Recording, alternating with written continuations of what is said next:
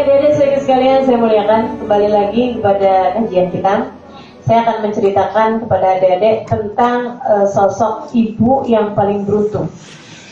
Seorang ibu yang paling beruntung yang pernah ada di atas muka bumi ini. Ibu siapa dia? Ibu Aminah.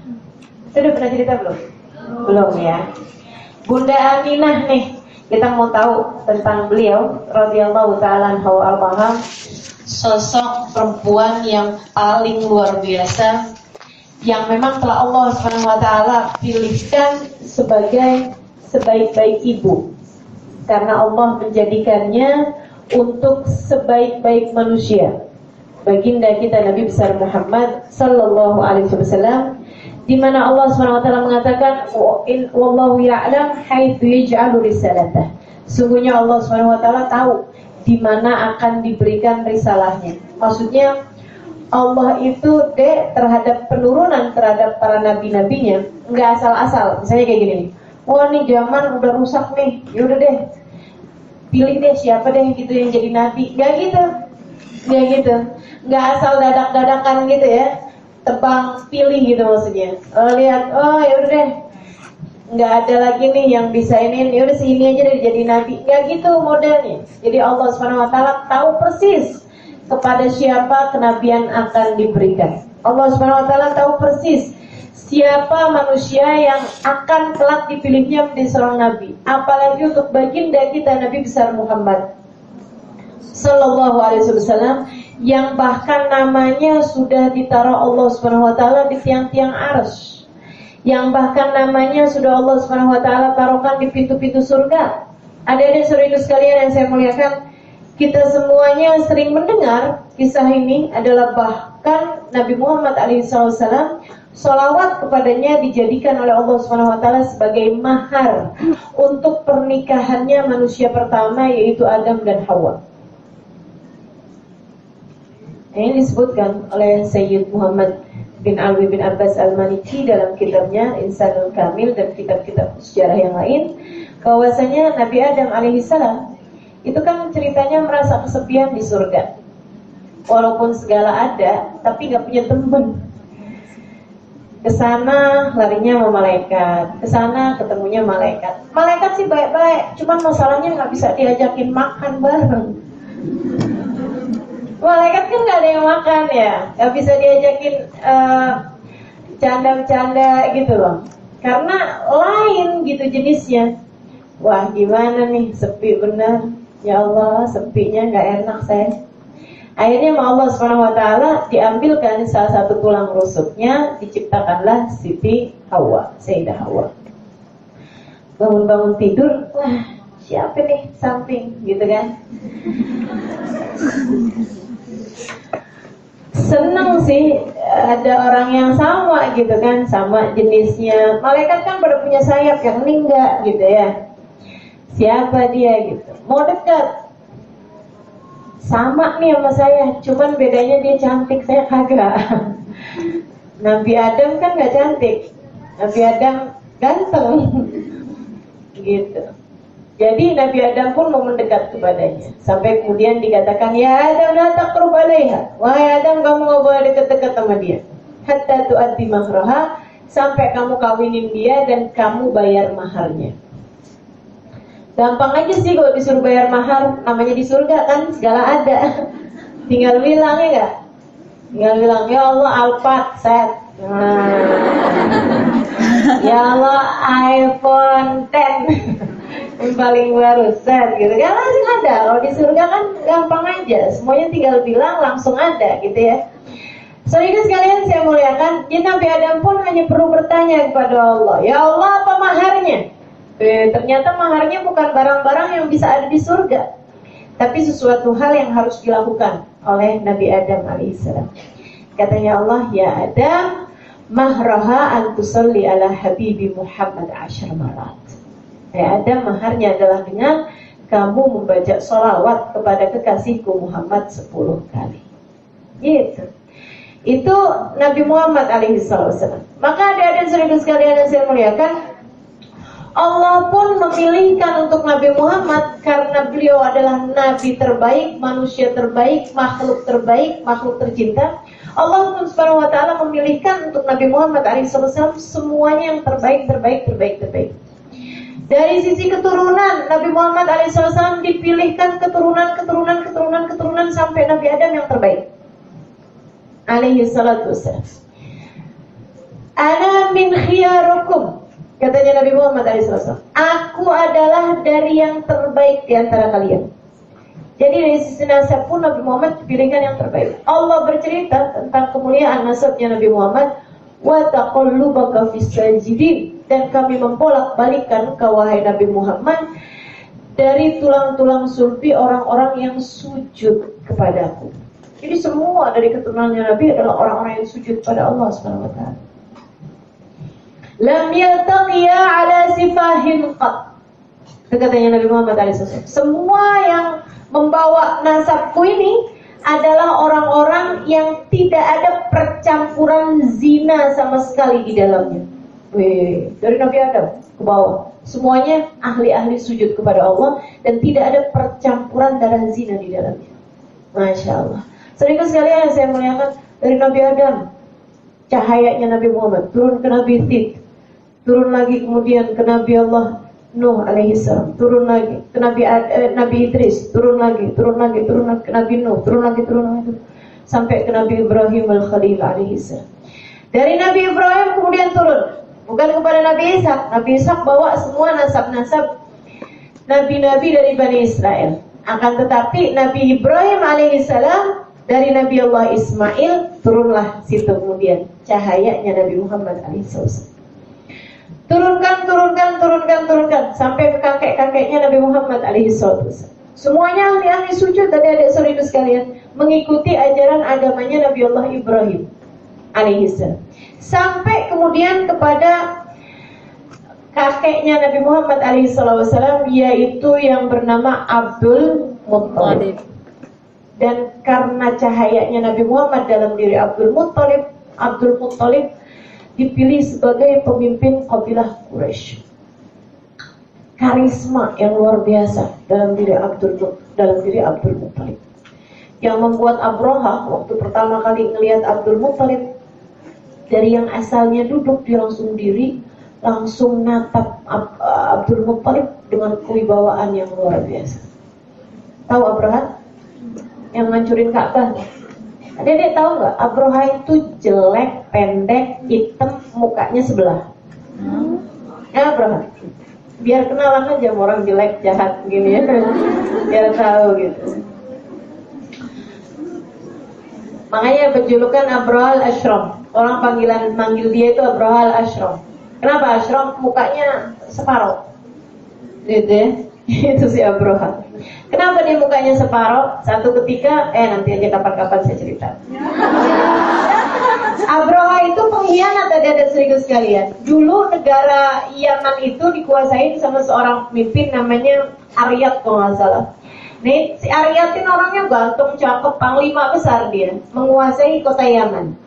Serius sekalian, kemudian ada di antara pasukannya itu yang memberontak, dan kemudian dia mengumpulkan beberapa orang untuk menjegal, untuk memboikot, untuk menurunkan Aryat ini tadi gitu. Aryatnya karena dia adalah seorang panglima jenderal, dia bilang sama si pemberontak ini yang bukan adalah Abraha, dia bilang, kamu jangan gitu sama saya.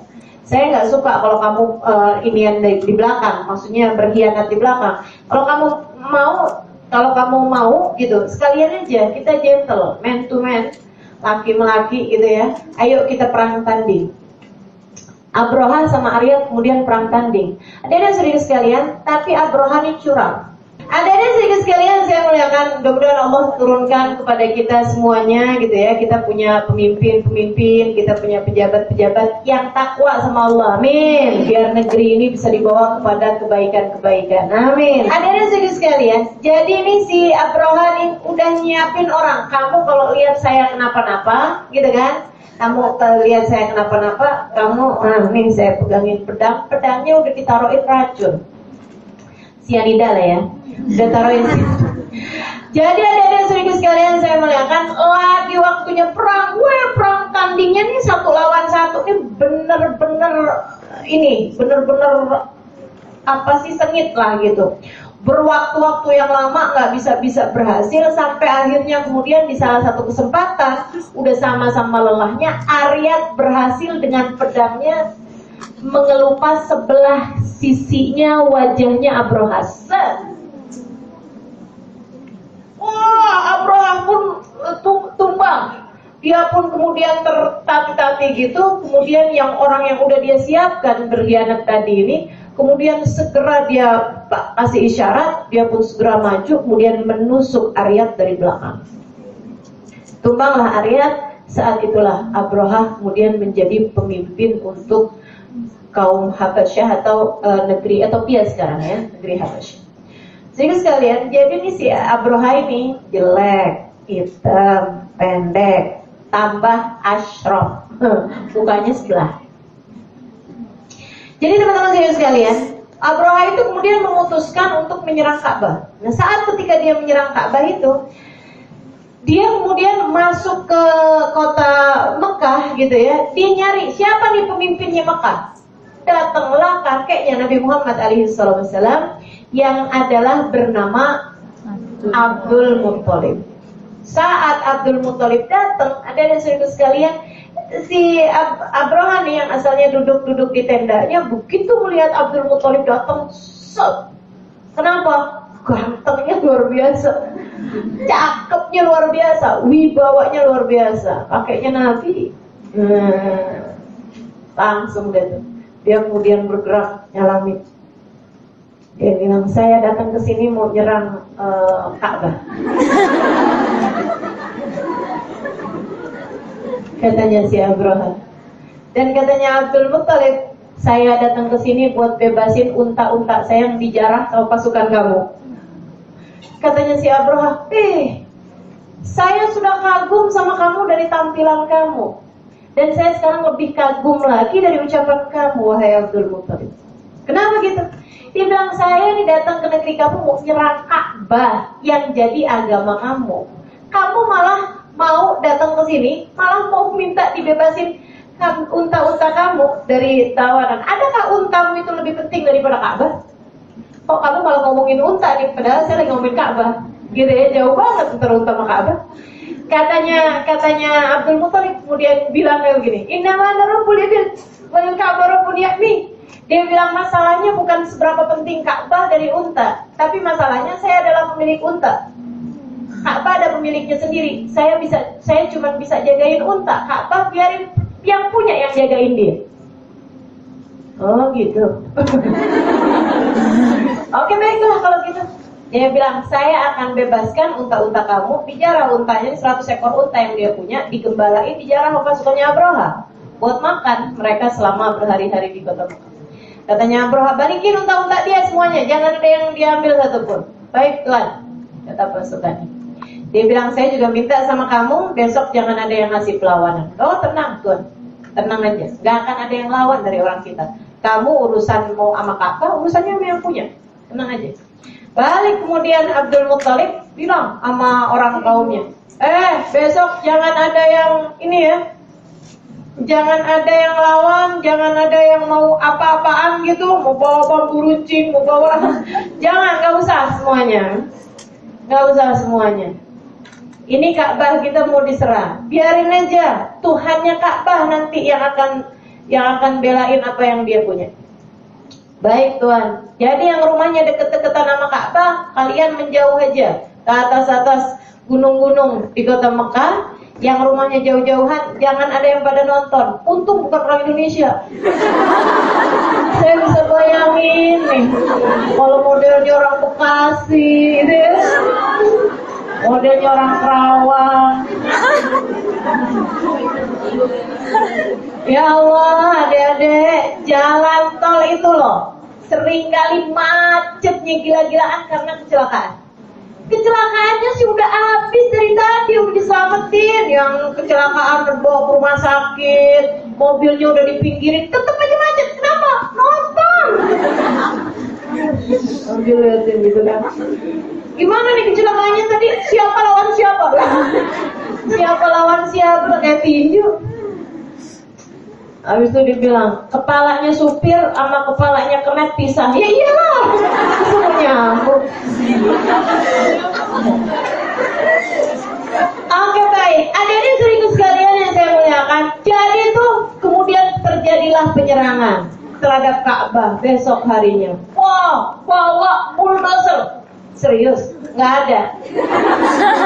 Zaman itu belum ada bulldozer, jadi Abraha bawa gajah gede banget namanya Mahmuda. Ini dia namanya Mahmuda. Ternyata nama gajah itu ya.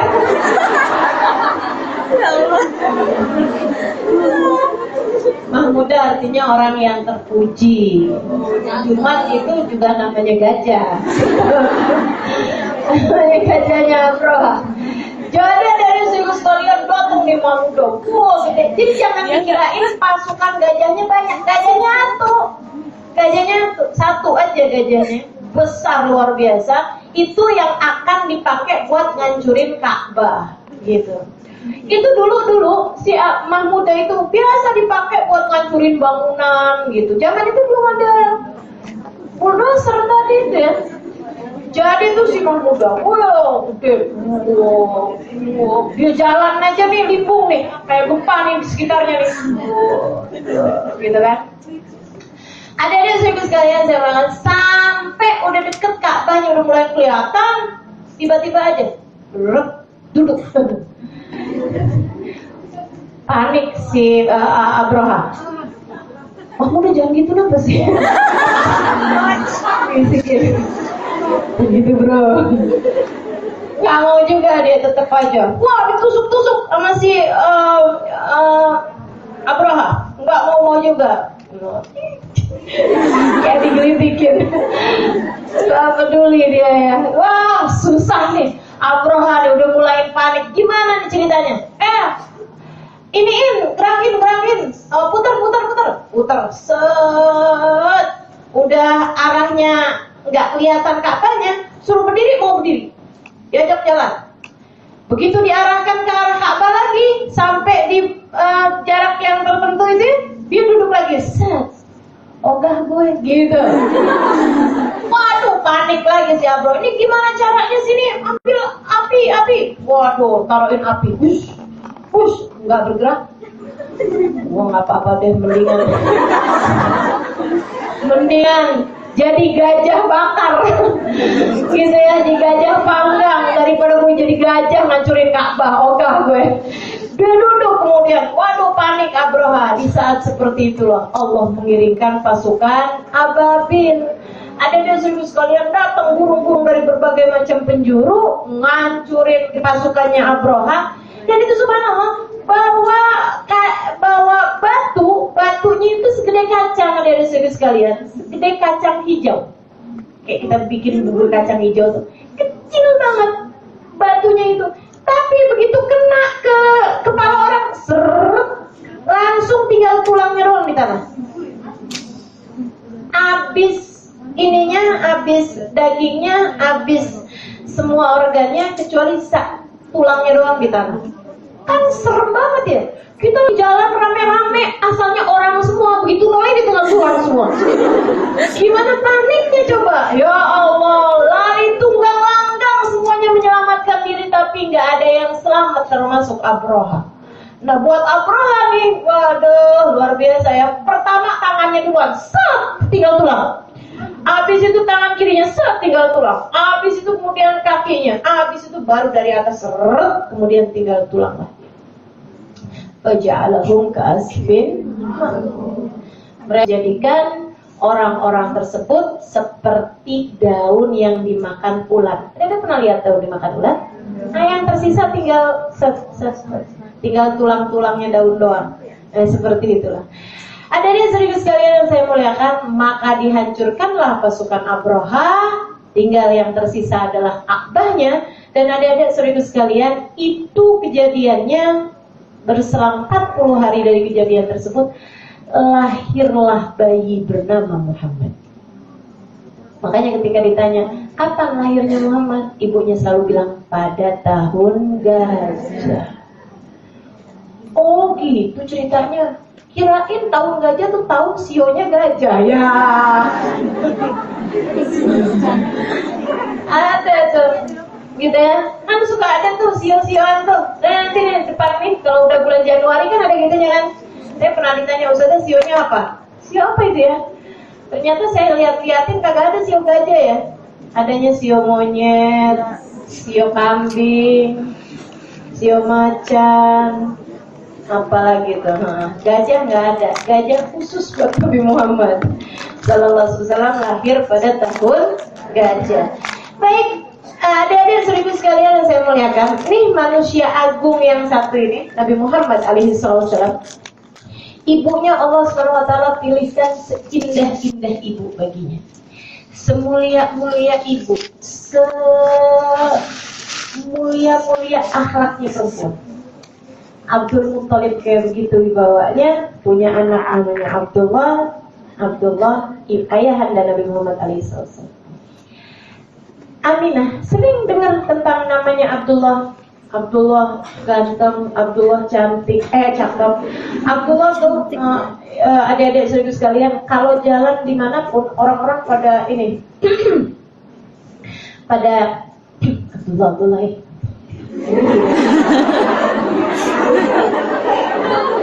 saya ketika dengar cerita ini gitu ya, saya jadi mikir, oh ya ampun, cewek agresif tuh ternyata sangat primitif sekali ya. Ternyata dari zaman dulu ya Allah. Mudah-mudahan yang di sini semuanya berakhlak dengan sifat malu semua.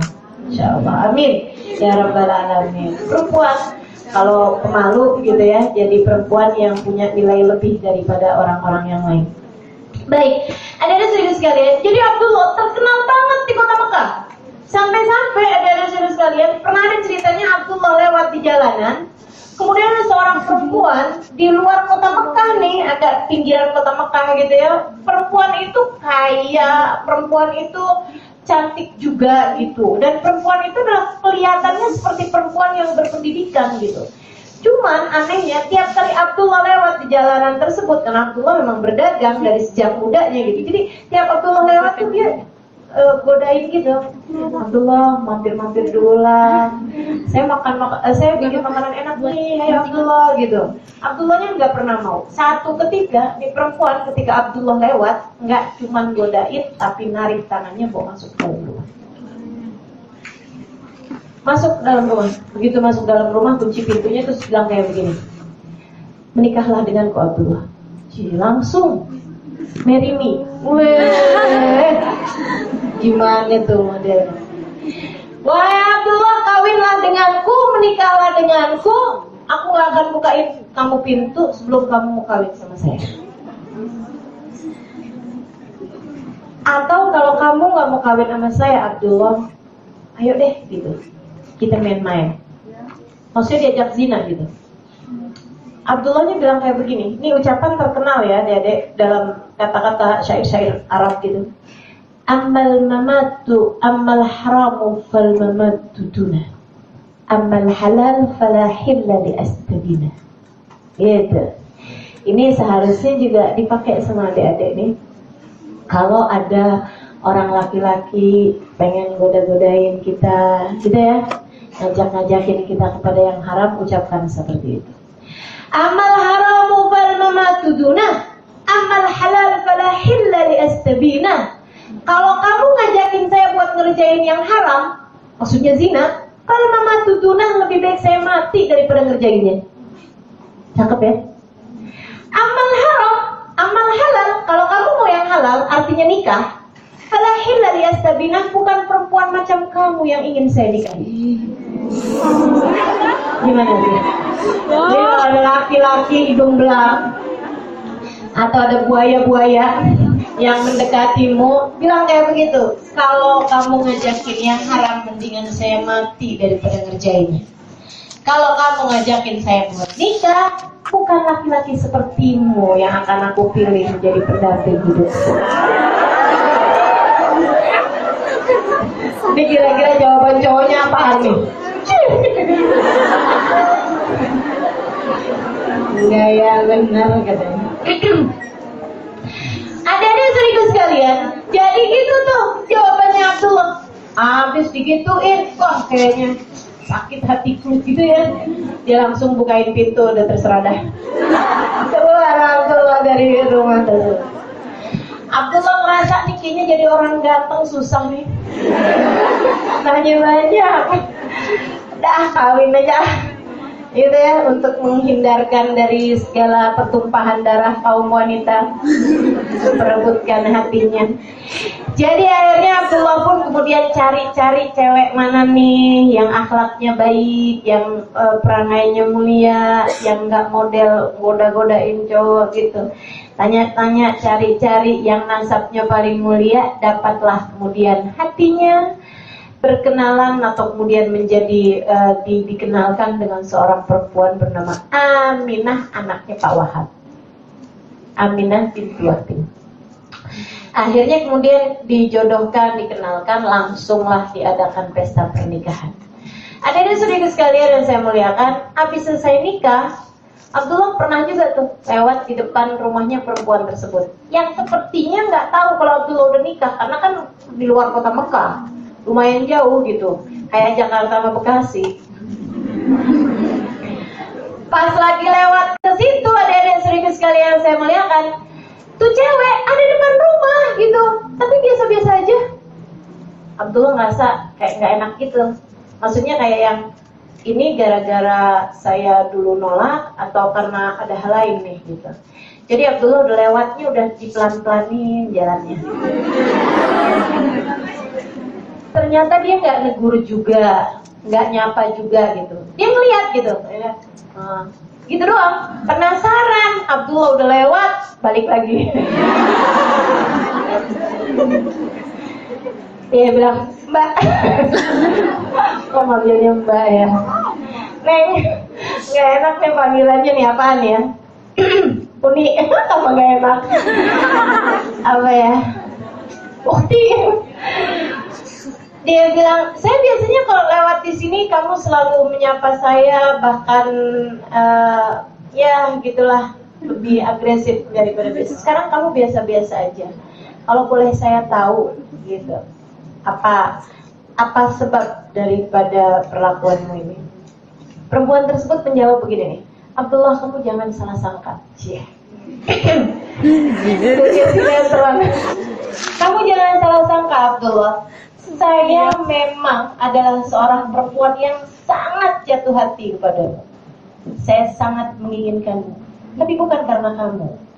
Saya adalah sedikit dari seorang perempuan yang dapat membaca dan menulis. Kalau kamu perlu tahu itu. Hanya sebagai informasi gitu ya. Saya adalah perempuan yang bisa baca, bisa nulis. Dan itu adalah perempuan langka. Selain daripada Khadijah, yang saya dengarkan seperti ini nih di kota Mekah, ya baru perempuan ini gitu. Dia bilang, saya adalah sedikit dari perempuan yang bisa baca dan bisa tulis, dan saya membaca di kitab-kitab terdahulu tentang akan lahirnya Nabi akhir zaman. Dan menurut mereka ini, inilah waktunya. Dia bilang, dan saya lihat dalam dirimu tanda kenabian tersebut ada padamu. Tanda cahaya itu akan ada padamu. Kamu akan menjadi ayah dari seorang nabi yang akan lahir belakangan. Saya sangat berharap menjadi ibu dari laki-laki tersebut, dari nabi tersebut. Karenanya saya berusaha untuk mendekatimu, wahai Abdullah. Tiap kali kamu lewat, saya akan sengaja. Saya tahu bahwa ini adalah waktu kamu lewat. Saya akan sengaja untuk menyingkirkan segala kesibukan dan akan menunggumu di sini. Akan tetapi rupa-rupanya karunia itu tidak Allah berikan kepada saya. Wahai Abdullah, meski kamu gak cerita, saya tahu bahwa sekarang kamu pastinya sudah menikah. Dan bahkan istrimu sedang hamil. Karena saya sudah tidak lagi mendapati cahaya tersebut dalam dirimu, wahai Abdullah. Maka siapa perempuan beruntung tersebut? Aminah, istrinya anaknya Aminah lagi hamil. Adik-adik serius sekalian, katanya Abdullah, oh gitu, udah ger-ger aja ya. Dikirain gitu segitu gantengnya, segitu cakepnya, sampai bikin semua perempuan akan jatuh hati padanya. Tapi ternyata jatuh hatinya mereka gitu ya, bukan karena karisma diri beliau atau kegantengan beliau, akan tapi lebih kepada pancaran cahaya kenabian yang dibawa oleh Abdullah bin Abdul Muthalib. Makanya dari saudara sekalian yang saya sayangi, yang saya muliakan, Abdullah itu dikenal bahwa sebelum menikah sama sesudah menikah, catatan sebelum menikah berbeda dengan Aminah. Aminah itu sebelum menikah kayaknya biasa aja gitu ya. Maksudnya ya cantik, ya mulia memang akhlak beliau dan lain sebagainya. Tapi justru kecantikannya, karismanya, kemenarikan dirinya justru lebih tampak sesudah dia menikah. Tepatnya sesudah dia mengandung baginda Nabi besar Muhammad SAW. Sesudah cahaya itu pindah ke dalam rahim beliau. Aminah bahkan bercerita, saya dulu tuh suka sakit. Ya biasalah kayak kita lah ya, masuk angin, sakit perut kalau lagi datang bulan, gitu kan ya. Sakit kepala gitu kan kalau mau ujian, atau ketika titipan kiriman gak datang gitu lah. Ada sih sekalian, atau tanggal akhir bulan gitu kan. Nah ini Aminah begitu hamil, semua sakit yang semula beliau rasakan, semula kadang-kadang beliau rasakan sebagai seorang, itu begitu hamil malah hilang, gak ada sakit-sakitnya. Jadi kebalik. Biasanya kan perempuan-perempuan itu kan kalau misalnya yang biasa-biasa begitu hamil kan pada sakit semuanya tuh. Sakit ini, sakit itu, sakit kepala, mual-mual, muntah-muntah, sakit perut, sakit wah segala macam. Ini malah kebalikannya gitu. Aminah malah justru yang asalnya sakit-sakit yang beliau derita, begitu ada bayi Muhammad dalam kandungannya, langsung hilang semua sakit-sakitnya. Aminah cerita, awal kehamilan saya bulan Rajab. Aminah menikah pada bulan Rajab sama Abdullah, akan tetapi kemudian dan langsung hamil pada bulan itu juga. Jadi langsung hamil tuh ya. Rajab, Sya'ban, Ramadan, Syawal, Dzulqa'dah, Dzulhijjah, Muharram, Safar, Rabiul Awal. Jadi 9 bulannya pas bulan Rabiul Awal. Jadi kawinnya bulan Rajab, hamil pada bulan Rajab. Adik-adik yang mau hamil, hamillah pada bulan Rajab. Tapi sebelum hamil pastikan sudah menikah dulu.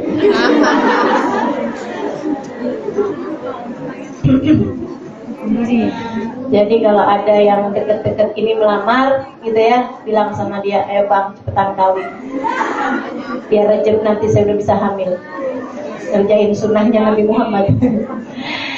Adik-adik sedikit sekalian saya muliakan. Jadi Aminah hamil pada bulan Rajab, Sya'ban. Adik-adik sedikit sekalian yang saya muliakan, baru 2 bulan kehamilan ketika kemudian suaminya pamitan. Dia bilang, saya mau jengukin paman-paman saya sekaligus dagang, bawa barang dagangan. Dia kabilah Bani Najjar, arah Madinah ya, arah Madinah. Dia bilang, iya oke, silahkan aja. Berangkat. Habis berangkat pada bulan itu ya, berangkat pada bulan Sya'ban. Berapa hari kemudian waktunya pulang, kok gak pulang-pulang, sehari, 2 hari, 3 hari, sampai kemudian datanglah seseorang bawa kabar, Aminah, suamimu yaitu Abdullah telah meninggal dunia. Ya Allah, sedihnya kayak apa? Aduh, sedih Aminah sebagai seorang janda muda yang ditinggal mati suaminya, tapi lebih sedih lagi membayangkan, ya mungkin membayangkan anak yang ada dalam kandungannya nanti ketika lahir udah gak punya ayah nih, gak pernah kenal ayahnya. Ya Allah kesiannya. Udahlah ayahnya cakep, ayahnya bagus, ayahnya mulia, ayahnya perangainya Masya Allah luar biasa, tapi dia gak akan kenal siapa ayahnya. Tuh kesian bener nih. Tapi Aminah bersama dengan kesedihannya ada satu hal yang membuat beliau tidak putus asa, dan terus jagain anak dalam kandungannya, nggak bawa sedih-sedih terus-terusan gitu. Apa itu? Dari sejak awal kehamilan, adik-adik saudaraku sekalian, Aminah bilang, ma'araftu anni hamil illa min raf'i hidati. Saya nggak tahu bahwa saya hamil kecuali dari tidak datangnya haid. Sama yang kedua, dia bilang min ru'yai, dari mimpi-mimpi saya yang saya mimpiin hampir setiap awal bulan kehamilan. Jadi dari awal bulan pertama, awal bulan kedua, awal bulan ketiga sampai bulan ke-9, saya selalu mimpi didatengin. Sama siapa? Sama perempuan-perempuan cantik. Dia kemudian bilang, ya Aminah, innaki qad hamilti bi sayyid walad Adam, fa idza waladtihi fasammihi Muhammadan. Aminah, hati-hati ya, kamu tuh sekarang lagi hamil, yang dalam kandunganmu akan menjadi orang terbaik sepanjang zaman. Ia akan menjadi pemimpin manusia semuanya. Nanti kalau lahir, kasih nama dia dengan nama Muhammad. Aminahnya nanya, kamu siapa? Anak ummak, anak umik, saya adalah ibu Hawa, istrinya Nabi Adam alaihissalam. Bulan berikutnya lagi, perempuan cantik lagi, belakangnya ada perempuan-perempuan cantik-cantik yang lain. Aminah jagain ya, nanti kalau lahir kasih nama dia dengan nama Muhammad. Ini kita semua menanti-nanti kelahirannya. Jagain yang benar. Kamu siapa? Saya Sarah, istri Nabi Ibrahim. Ntar lagi saya Hajar. Ntar lagi saya Maryam. Ntar lagi saya Yukabid, ibunda Nabi Musa. Ntar lagi saya Asia, istrinya Fir'aun. Ntar lagi terus begitu. Sampai 9 bulan kehamilan beliau selalu didatangi perempuan-perempuan solehah sepanjang zaman. Masya Allah. Jadi dinantiin tambah bulan. Gak pernah sakit, gak pernah mules, gak pernah mual. Serem juga nanti lahir begitu aja, gak pakai persiapan, gak pakai sakit, kan? Jadinya begitu 9 bulan, takut begitu aja brojol, gak pakai sakit-sakit. Beliau pun udah mempersiapkan. Dipanggilnya bidan yang biasa ngebidanin orang-orang di situ melahirkan. Oh, semua orang Mekah kalau ngelahirin sama dia dah satu-satunya bidan. Punya saingan. Namanya Syafa, ibunda Abdurrahman bin Auf. Gak tau tuh kalau ada yang lahirinnya bareng-barengan 2 orang gimana modelnya. Pokoknya semua orang Mekah kalau ngelahirin nama dia. Syafa namanya, ibunda dari Abdurrahman bin Auf ini ya. Syafanya udah dipanggil. Syafa, nih kamu kan udah ngerti nih kalau kayak gini nih kapan nih kira-kira ngelahirinnya. Liatin, sekarang tanggal berapa? Malam 12 nih. Sebagai bidan berpengalaman dia tahu persis. Emang bidan-bidan tuh luar biasa loh. Seringkali lebih jago daripada dokter sekalipun. Dokter ngeliatin nih kayaknya antara tanggal sekian ke tanggal sekian. Kalau bidan yang berpengalaman ini tanggal 9 nih. Tuhur. Wih, sampai jam-jamnya dia tahu. Emang ya, ini udah turun, katanya udah begini, udah begitu, dia tahu gitu. Jadi siapa bilang nih kayaknya nih malam 12 nih Aminah. Ya udah dah kalau kayak gitu, saya bilangin aja soalnya saya tuh nggak pernah sakit, gini gitu saya ceritain. Baik kalau gitu. Jadi malam 12 Syafa'nya udah datang ke situ, saya nginep aja dah di sini. Takut-takut ke malam-malam dia lahir. Oh boleh. Adik-adik, teman-teman, saudara sekalian yang saya muliakan, Aminah kemudian siap-siap dari malam itu, gitu ya, sampai saat-saat jelang fajar. Wa qubaila fajrin abrazat syamsul huda, dhaharal habibu mukarraman wa musana. Saat-saat menjelang fajar, itulah saat terbitnya fajar hidayah, yaitu baginda Nabi besar Muhammad sallallahu alaihi wasallam. Jadi saat-saat jelang fajar, Aminah nggak ngerti, Aminah nggak tahu, adik-adik saudaraku sekalian, apa yang terjadi pada malam hari itu. Aminah nggak tahu. Akan tetapi kita sekarang ini tahu apa aja yang terjadi pada malam tersebut, karena Nabi Muhammad cerita, karena para ahli sejarah cerita, karena pada ulama pada zaman tersebut cerita. Katanya seorang Amr bin siapa gitu ya, namanya Amr bin Zaid atau siapa gitu. Dia bilang kuntu rajulun yafi. Saya waktu itu umur saya tuh lagi tanggung-tanggung, umur 11-12 tahun. Saya tinggal di kota Madinah. Dia bilang saya orang ahli Yasrib, dan saya dengar ketika ada seseorang berteriak pada malam 12 Rabiul Awal, "Ya ma'syaral Yahud, ya ma'syaral Yahud." Dia teriak-teriak dari atas gunung. Orang-orang kemudian berkata, "Kenapa? Ada apa? Ada apa?" Dia bilang, "Inna hadhil lailah qad baraz." Ini malam dia udah lahir, dia udah tampak nih malam hari ini nih. Lihatin langit, lihatin langit. Tala'at najmu Ahmad, tala'at najmu Ahmad. Bintangnya Ahmad udah terbit, bintang Muhammad sudah terbit malam hari ini. Itu mereka baca di kitab-kitab yang terdahulu bahwasanya kelahiran manusia akhir zaman ditandai dengan sebuah bintang paling terang yang akan ada di langit, tepat hanya pada satu malam aja bintang tersebut terbit, yaitu pada malamnya Nabi Muhammad SAW dilahirkan ke atas muka bumi ini.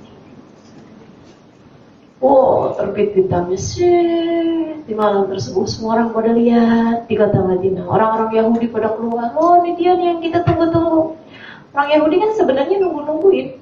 Cuman mereka kecewa karena ternyata nabinya bukan dari Bani Israel. Gitu.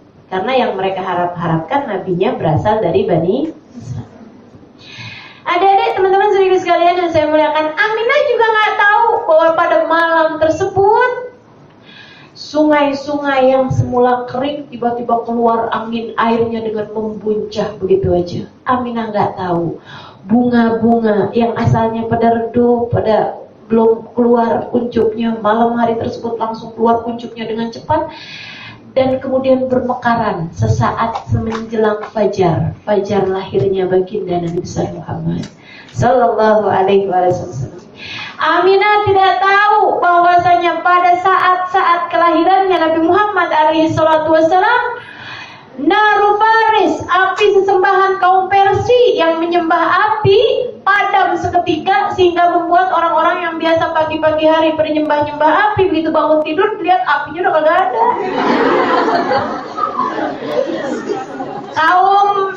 Kaum Romawi yang biasa menyembah berhala mereka pada tumbang malam hari tersebut.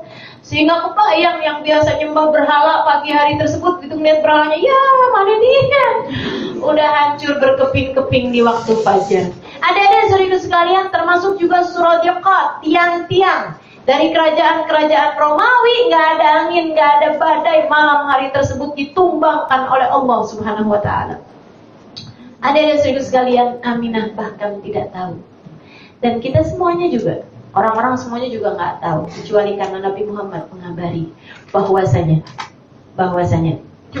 bahtazzal arsyu daraban wastibsyara wazdadal kursiyyu haibatan wa waqara wamtala'atis samawatu anwara wadajjatil malaikatu tahlilan wa tamjidan wastighfara. Fahtazzal arsyu daraban wastibsyara. Arsy-nya Allah Subhanahu wa taala berguncang dari senangnya. Wazdadal kursiyyu haibatan wa waqara. Kursinya Allah yang katanya Allah wasi'a kursiyyuhus samawati wal ard, lebih besar daripada langit dan bumi, bertambah kewibawaannya, bertambah keterangan kewibawaannya. Wamtala'atis samawatu anwara. Langit gegap gempita dengan cahaya. Tujjatil malaika, malaikat-malaikat dari awal waktu maghrib, waktu Mekah sampai fajar saat terbitnya Nabi Muhammad, tujjat, mereka semua bergemuruh, tahlilan dengan suara tahlil, tamjidan dengan pengagungan kepada Allah, wastighfara dan istighfar. Subhanallah, alhamdulillah, wa la ilaha illallah, wallahu akbar. Subhanallah, alhamdulillah, la ilaha illallah, wallahu akbar. Subhanallah, alhamdulillah, wa la ilaha illallah, wallahu akbar. Kenapa? Karena mereka semuanya menyambut kelahiran manusia yang ditunggu sepanjang sejarah umat manusia. Para nabinya Allah Subhanahu wa taala dengan tak sabar dari atas langit sana menanti. Ini dia nih akan dilahirkannya nih. Manusia yang kita semua memberikan kabar gembira tentangnya. Nabi Muhammad akan dilahirkan. Wah, malaikat Jibril sibuk ya, malaikat Mikail sibuk melahir nih, bentaran lagi. Aminah di dalam sebuah rumah yang sangat sederhana. Ia sedang merasakan perutnya sudah semakin kayaknya datang waktunya nih. Syafa bangun. Kenapa Aminah?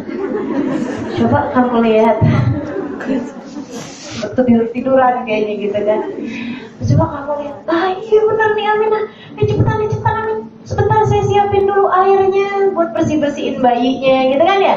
Sebentar saya siapin dulu guntingnya buat nanti putusin tali pusarnya gitu. Siapin semua nih. Bidan yang baik kan kayak gitu.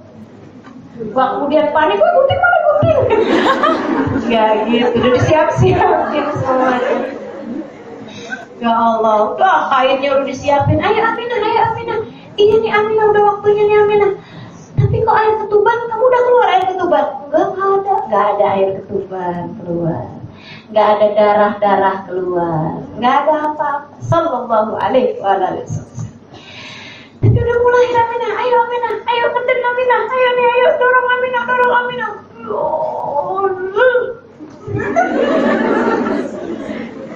Biar bisa bayangin aja ya. Ada saudariku sekalian, katanya siapa? Ayo Aminah, saya udah siap, ayo Aminah sekarang, saya keluar. Kemudian begitu keluar, posisinya sujud. Ajaib. Diambil sama Syafa.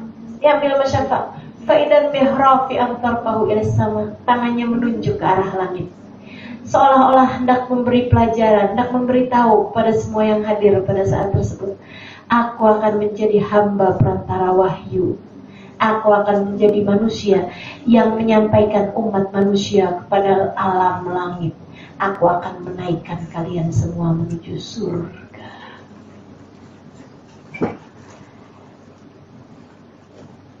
Syafa, anakku lahir laki apa perempuan? Oh iya. Karena kaget kan, ngeliat kayak gitu-gitu ajaib.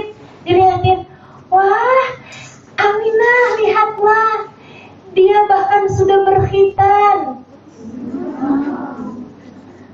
Ngapain ya saya? Oh, putusin tali pusar. Begitu dilihat, wah bahkan pusarnya juga sudah berkhitan. Kemarikan ia wahai Syafa. Baik Aminah, dibawa nih ceritanya, dibawa ke arah Aminah gitu kan. Wah, wajahnya indah sekali.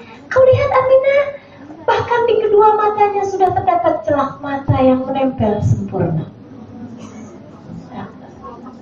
Pada saat itu, keduanya paham bahwa anak yang ada dalam dekapan mereka saat itu bukanlah anak yang biasa. Ia adalah manusia spesial. Bukan hanya spesial, ia satu-satunya. Bukan hanya satu-satunya. Pastilah ia nabi, calon nabi yang sedang ditunggu-tunggu oleh para ahli kitab.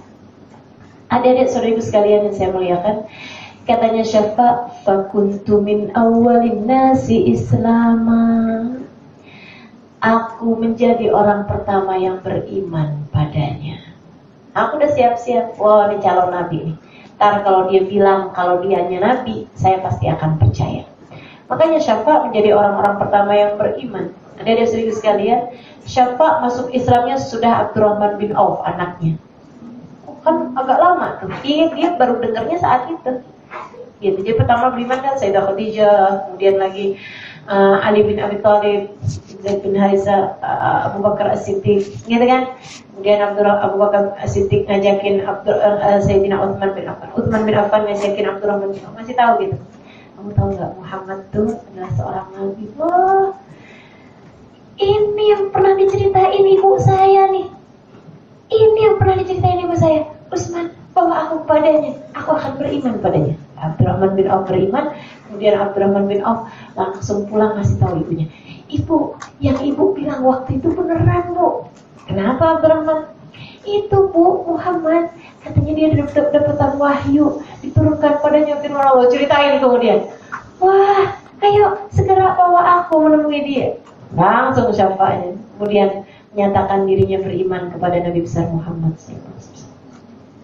Ada saudaraku sekalian yang saya muliakan. Jadi ini ya orang-orang yang telah dipilih oleh Allah Subhanahu wa taala.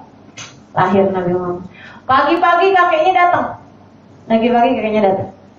Aminah sudah melahirkan. Alhamdulillah ya, kan ayah buat ayah mertua ya. Alhamdulillah, wah kita kasih nama apa nih? Diambil bayinya, aduh Masya Allah sekali. Adakah kamu sudah menyiapkan sebuah nama? Sudah ayah. Bukan saya yang menyiapkan, tapi semasa saya hamil, diceritain kemudian. Semasa saya hamil selalu datang perempuan-perempuan cantik memberi kabar, ya Aminah, innaki qad hamilti bi sayyid walad Adam, fa idza waladtihi fasamihi Muhammad. Wah Muhammad, betul kalau gitu Muhammad, innahu Muhammad. Begitu pagi-pagi hari diambil sama Abdul Muttalib, kemudian dibawa ke depan Ka'bah, orang-orang kemudian pada nonton. Dia dinaikkan gitu ya. Kemudian dia bilang, ini sudah saya kasih nama ya, dia adalah Muhammad gitu. Hadirin sekalian sekalian yang saya muliakan, ini Aminah melahirkan seorang laki-laki terbaik sepanjang sejarah. Dan Aminah sudah beriman kepada Nabi Muhammad SAW. Gimana nggak beriman coba? Dari sejak awal kehamilan kayak begitu, gitu kan? Didatengin sama orang-orang solehah sepanjang sejarah. Saat lahirnya anaknya kayak begitu gitu. Jadi kalau ada orang-orang zaman sekarang tuh mau ngakunya ulama kayak gimana, saya nggak percaya kalau dia ulama. Kalau berani bilang bahwa ibunda Nabi Muhammad berada di neraka. Pernah dengar nggak? Iya. Ini mau dia ngaku ulama kayak gimana pun, mau hafal ribuan hadis sekalipun, mau hafal Al-Quran dari awal hingga akhirnya 30 juz, saya akan mengatakan bahwa dia adalah orang yang bukan orang alim, bukan orang yang berilmu. Kalau sampai berani mengatakan bahwasanya ibunda Nabi Muhammad di neraka. Wah, ini bahaya nih. Kalau kita sampai ngomong sesuatu hal yang gak baik tentang seorang ibu, kamu bermasalah sama anaknya juga. Benar gak? Kalau ada yang ngomong sesuatu yang gak enak tentang ibumu, siapa yang marah selain ibumu? Kita anaknya. Kita akan marah, sembarangan kan gitu. Ibu-ibu sekalian, adik-adik semuanya yang saya muliakan. Jadi kalau ada orang berani ngomong sesuatu tentang ibunda Nabi Muhammad, hati-hati. Bayangkan bagaimana rupamu ketika menghadap Nabi Muhammad di hari akhirat. Aku khawatir Nabi Muhammad berpaling wajah darimu karena berani berkata sesuatu tentang ibundanya yang tercinta. Aminah bintu Wahab, seorang perempuan yang telah dipilih oleh Allah Subhanahu wa ta'ala. Jika Aminah tidak selamat di hari akhirat, siapa yang akan selamat? Nggak ada yang bakal selamat. Terus sekalian, sebaik-baik ibu yang telah dipilih oleh Allah Subhanahu wa ta'ala untuk mengandung orang terbaik. Tahu ceritanya Ibnu Mas'ud yang pernah minum, pernah minum darahnya Nabi Muhammad alaihissalam. Ini kisah dikisahkan oleh para ulama-ulama ahli sejarah dan ahli fikih juga. Coba rujuk di kitab Ibrahim Al-Baijuri, silahkan rujuk di kitabnya Bujairami, silahkan rujuk di kitab-kitab fikih yang ada tuh talibin juga silahkan. Disampaikan di situ kullu fudalatin Nabi sallallahu alaihi wasallam tahir. Semua yang keluar dari tubuhnya Nabi Muhammad hukumnya adalah suci, termasuk darahnya, termasuk kencingnya, termasuk kotorannya kalau ada gitu ya. Kalau meskipun orang nggak ada yang pernah lihat kotorannya Nabi, kenapa begitu keluar langsung ditelan bumi? Nabi Muhammad alaihissalam, salah satu kekhususiannya nggak ada orang pernah lihat kotorannya Nabi Muhammad karena begitu keluar langsung ditelan bumi. Para ulama mengatakan bahkan bumi pun rebutan dengan kotorannya Nabi Muhammad alaihissalam. Hadirin saudara sekalian yang saya muliakan, darahnya Nabi Muhammad pernah diminum sama Sayyidina Ibnu Mas'ud alaihi ridwanullah. Dan ini fakta sejarah ya. Jadi ceritanya Nabi Muhammad manggil Ibnu Mas'ud buat buang darahnya Nabi Muhammad alaihi salatu wassalam yang beliau habis selesai bekam. Katanya Nabi Muhammad bilang kepada Ibnu Mas'ud, ya rahmatullah, ya Ibnu Mas'ud, ghayyibhu fi makan la yarahu fihi ahad. Wahai Ibnu Mas'ud, buangkan darah ini di satu tempat yang gak akan ada orang lain bisa lihat. Buang di tempat yang aman, yang tersembunyi, gak ada orang bisa lihat. Lebih ya Rasulullah. Dibawa apa Ibnu Mas'ud? Mikir-mikir di mana ya tempat orang lain gak ada yang bisa lihat. Oh, tahu saya. Dia duduk. Bismillahirrahmanirrahim. Ada orang bisa lihat isi perut orang. Zaman itu belum ada MRI, belum ada Ini ya, belum ada apa tuh namanya? USG ya. MRI apa ya? Oh nggak tahu ya. Jadi adik-adik serius sekali ya. Jadi kan orang nggak bisa lihat isi perut orang gitu kan. Ibnu Mas'ud balik kemudian, ya Rasulullah, qad bayyatu fi makan la yarahu ahad. Udah Rasul, udah saya buang di tempat nggak bakalan ada orang bisa lihat. Sambil senyum-senyum gitu. Nabinya kemudian nanya gitu, enak yang tahu ya Ibnu Mas'ud, di mana memangnya kamu buang itu Ibnu Mas'ud, segitu yakinnya gitu, segitu yakinnya nggak ada orang bisa lihat. Senyum Ibnu Mas'udnya. La'allak syaribta, kata Nabi, kamu minum ya darah saya.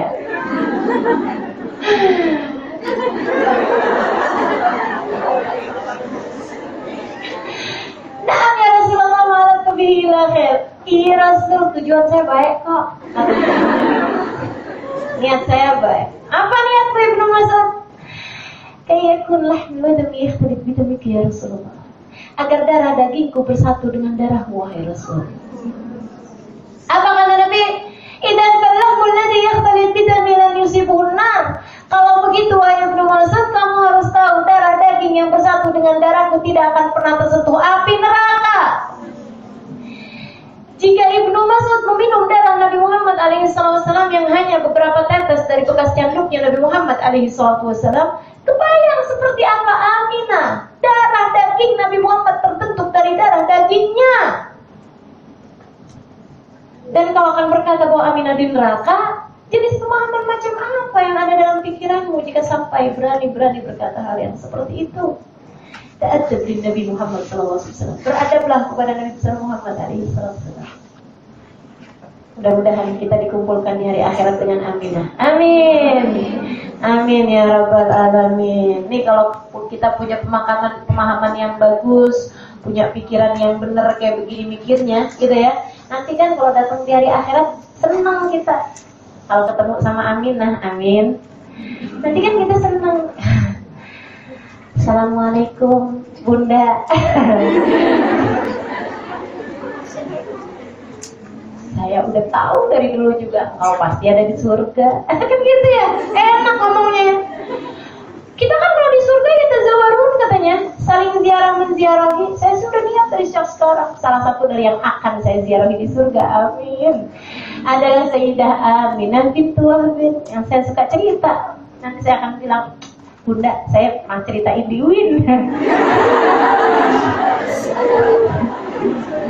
Nanti kan adik-adik bisa kayak gitu juga. Bunda, saya pernah diceritain Ustaz Rimah tentang di UIN, Masya Allah.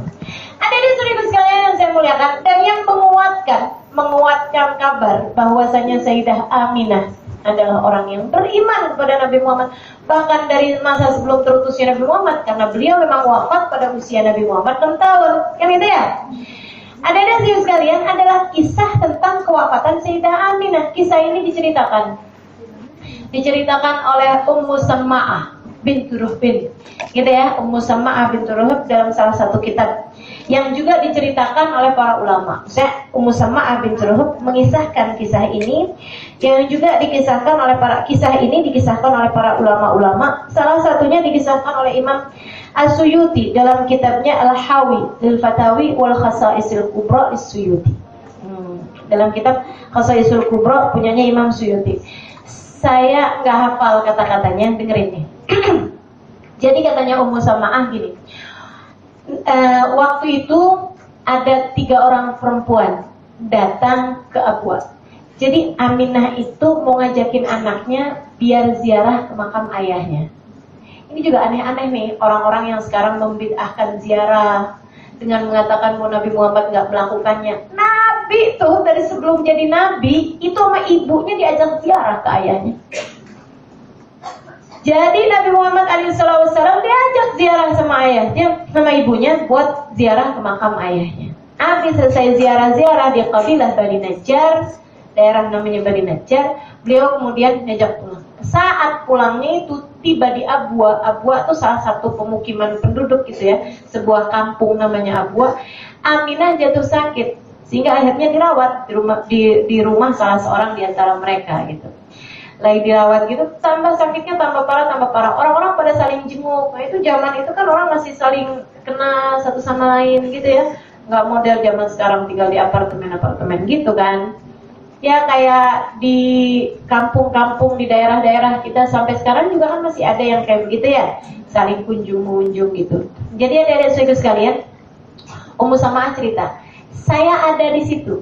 Dia bilang, hari dimana wafatnya Aminah, ketika sakitnya sudah sangat-sangat berat, dan kemudian dia bilang dia bersama dengan Muhammad bin Abdullah anaknya, jalis endar siha, duduk di samping kepalanya, maksudnya duduk di sini di sampingnya gini ya.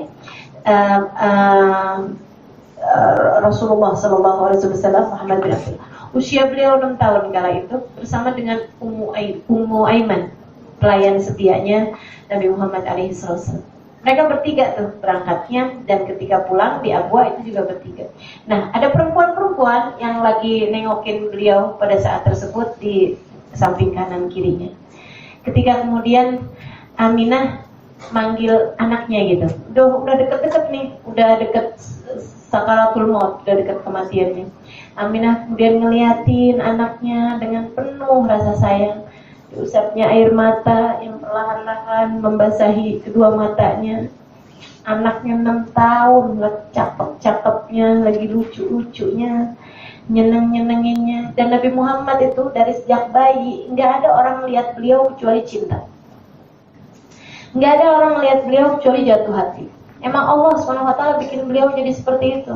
Nggak kayak kita, dari bayi juga udah nyebelin. Enggak ya, enggak.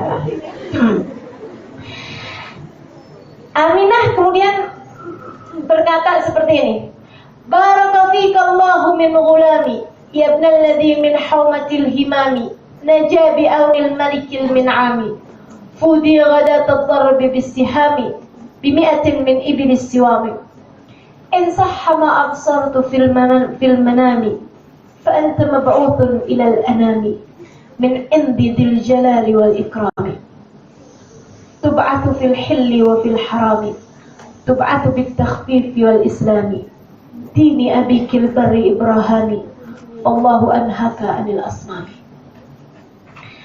Apa artinya? Semoga Allah memberkahimu wahai anakku. Yabnalladhi min haumatil himami najah. Wahai seorang anak yang dari cengkeraman kematian selamat. Bi'aunil malikin min ami, dengan pertolongan Allah yang maha memberi kenikmatan. Fudi ghadatat darbi bisihami, engkau ditebus dengan 100 ekor unta yang digembalakan.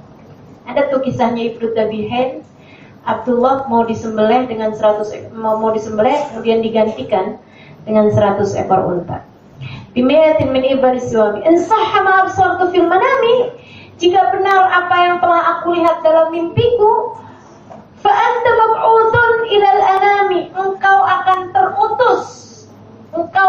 terutus kepada segenap manusia. Min indil jalali wal ikrami, dari Allah kau akan diutus oleh Allah Subhanahu wa taala, pemilik keagungan dan kemuliaan. Tub'atu fil hilli wa fil harami, kau akan diutus di tanah halal dan tanah haram. Maksudnya tanah haram Mekah Madinah, dan akan diutus pada segenap umat manusia. Tub'atu bit takhfifi wal islami, kau akan diutus dengan membawa ajaran agama Islam dan agama yang meringankan. Dini abikil bar Ibrahimi, yaitu sesuai dengan ajaran agamanya kakekmu Nabi Ibrahim alaihissalam. Allahu anhaka anil asnami, Allah telah melarangmu, Allah telah mencegahmu dari menyembah berhala-berhala. Gitu.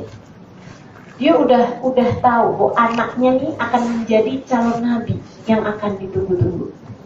Habis itu katanya Ummu Sama'ah, Aminah kemudian melihat kepada sekeliling, kepada kami semuanya, kemudian berkata seperti ini, kullu hayyin mayyit, semua yang hidup akan mati. Wa kullu jadidin bal, semua yang baru akan lapuk. Wa kullu kabirin yafna, semua yang tua akan pergi, akan hilang. Wa ana mayyitatun, saya pun akan segera meninggal dunia. Wa dzikri baq, akan tetapi namaku akan kekal abadi.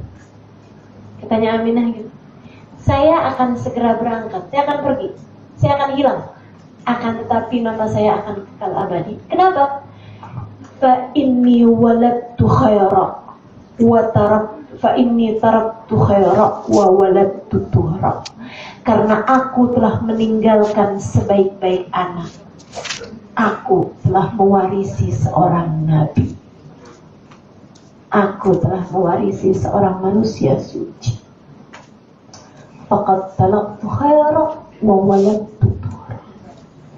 Beliau menghembuskan nafas, kemudian meninggal dunia. Oh, Nabi Muhammad nangis sampai bikin malaikat langit semuanya nangis. Ya Allah, siapa yang akan mengasuhnya? Ya Allah, siapa yang akan bersamanya? Ya Allah, boleh nggak saya ya Allah yang akan mengasuhnya? Ya Allah, boleh nggak saya aja ya Allah? Malaikat rebutan pengen ngasuh Nabi besar Muhammad sallallahu alaihi wasallam. Allah Subhanahu wa taala mencintai Nabi Muhammad dan mencintai Sayyidah Aminah sebagai ibunda Nabi besar Muhammad sallallahu alaihi wasallam. Adik-adik saudariku sekalian yang saya muliakan, ibu Nabi Muhammad punya jasa besar dalam Islam ini. Telah jagain Nabi, telah memiliki andil yang sangat-sangat besar. Seorang perempuan solehah, salah satu dari siang paling solehah yang ada di kota Mekah. Mudah-mudahan semua yang hadir di sini juga menjadi perempuan-perempuan soleh. Mudah-mudahan pada jadi ibu-ibu yang baik, buat sebaik-baik anak yang akan menjadi generasinya Nabi Muhammad alaihissalam, akan menjadi penerus warisan Nabi besar Muhammad alaihissalam, akan menjadi pasukannya Nabi Muhammad alaihissalam dalam memberdirikan syiar agama Allah SWT di atas muka bumi ini, insyaallah. Amin ya rabbal alamin. Akan menjadi pejuang-pejuang dalam Islam yang kelak di hari akhirat kita, ibunya dan anak-anak kita semuanya akan berada di barisan-barisan terdepan dari umatnya Nabi Muhammad ketika dikirim menuju surganya, insyaallah. Amin ya rabbal alamin. Rabbana zalamna anfusana ilam taghfir lana wa tarhamna lanakunanna minal khasirin. Rabbana atina fid dunya hasanah fil akhirati hasanah wa qina adzabannar. Sallallahu ala sayyidina Muhammadin wa ala alihi wasallam walhamdulillahi rabbil alamin. Kita baca suratul Fatihah. Kita minta semoga Fatihah ini menyambungkan kita dengan Nabi Muhammad, menyambungkan kita dengan Sayyidah Aminah. Kita baca suratul Fatihah dulu. Ila hadratin Nabi al-Fatihah.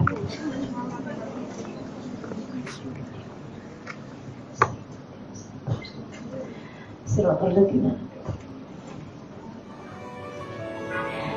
taqabbalallahu minna wa minkum taqabbal